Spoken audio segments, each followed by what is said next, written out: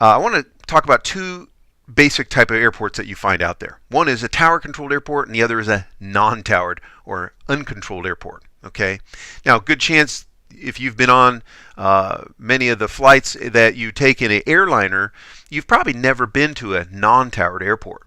You may have noticed that there's always a big huge tower at the airports that you fly in and out of on the jetliner, and that would be true. These type of towered airports could be a class B, a C, or a D type of airspace. Now we're not going to go ahead and jump into a topic here on airspace. We already did that in a previous session, so I'd recommend that you go back and take a look at that for the details on airspace. But there are many different types of airspace that will share a control tower. In this particular graphic that you see, we're looking at a tower controlled airport that has got a dashed blue line around the airport. That's an airspace distinction that's called Class D, a Class D. And again, there can be a D, a C, or a B type of airspace around these tower controlled airports. But a D is kind of one of the smallest type of airspaces that surround a tower controlled airport. Now, one thing that all these airports will have in common, regardless of the airspace around it, again, in this case, you see a Class D symbol around this airport.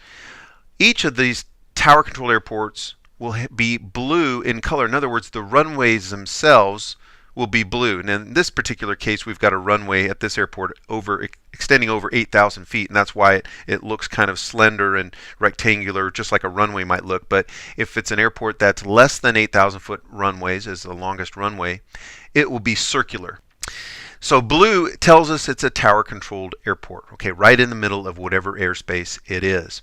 Now the tower has got the job of controlling all the movement on the ground and in the air in that whatever airspace they own. And specifically, there are some different positions in the tower. Now we're going to talk more specifically about that at the very end of this entire course when we talk about air traffic control in the ATC system. So if you want more really details on air traffic control, you'd want to go to that session. But at this point, we just want to kind of let us know some of the basic positions in a control tower.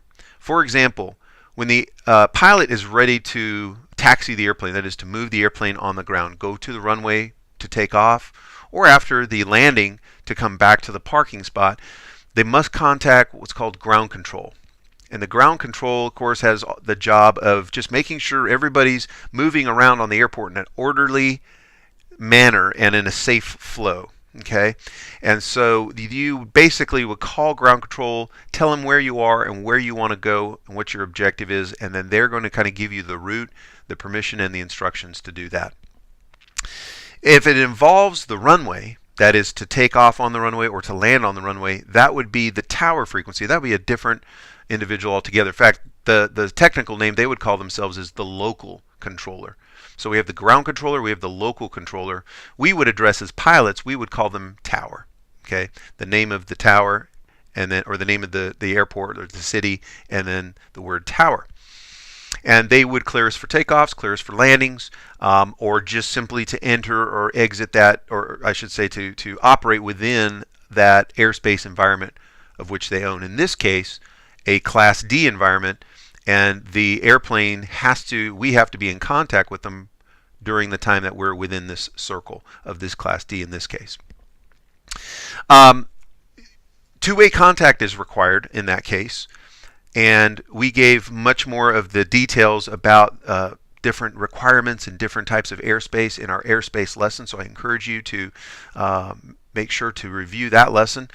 But two-way contact is what is essentially required to communicate with a tower. And that sounds kind of, rudimentary perhaps, but specifically what that means is that you address them and you call them, and then you address your numbers of your aircraft. So all U.S. registered aircraft have an N number, okay, a registration number. And so you might say November 1, 2, 3, 4, 5, let's just say, for example. And when the tower calls you back and it says November 1, 2, 3, 4, 5, at that moment there has been an establishment of two-way communication. So when your N numbers are exchanged, when the registration of your airplane number is mentioned by you and then mentioned back by the controller, That's the moment you know you have established two-way contact, and that's the requirement to talk to the tower. In this case, the only requirement to get into Class D airspace. Non-towered airports or uncontrolled airports, I don't like to really say uncontrolled because we don't want to give any feeling that it's not controlled there, but it is not controlled by a control tower or a central air traffic control facility. Okay, in fact, and this might shock some of you if you haven't been flying yet, no communications are required at all at a non-towered airport, okay? You don't even have to have a radio in the airplane. You could say nothing, approach and land an airport like this, and you'd be perfectly legal. Now, I would venture to say you would not be safe. You really should have a radio, okay? Even though it's not required, it's highly, highly, highly advisable, and most folks that fly out there do have a radio in the airplane. We'll notice that at this airport, at McGee Airport, notice the color. The color is a magenta color. Okay, now before I'm a guy, so I know red, blue, yellow, green, but that is magenta. All right, so all you ladies out there, you knew that already probably, right? Non-towered airports are magenta in color. Now, interestingly enough, there are many more non-towered airports than there are towered airports in the United States of America. Now, just because communications aren't required doesn't mean that they're not recommended. And so we can communicate on what's called a CTAF. That stands for Common Traffic Advisory Frequency. And the CTAF on the chart anyway, and there's some different places I'll share with you in a little bit where we can pull some more information about airports from. But this information is on the chart right here next to the C. The C standing for CTAF. Okay, 122.9. If I dial that frequency in, I can talk to anybody in the traffic pattern at McGee Airport. Okay, now these are shared frequencies. So one of the things that we'll learn later on at the end of this course, if you'll stay with us, I hope you sure will. But what we'll learn is that these are shared frequencies with other non-towered airports. So you can hear multiple different airports, pilots at different airports, making their announcements. These type of announcements that they make are self-position reporting. In other words, you're broadcasting who you are, where you are, and what you're going to do.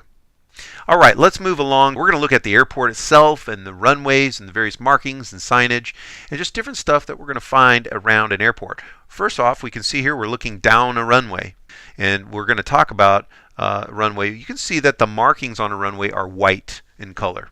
Okay, that's important because colors mean different things.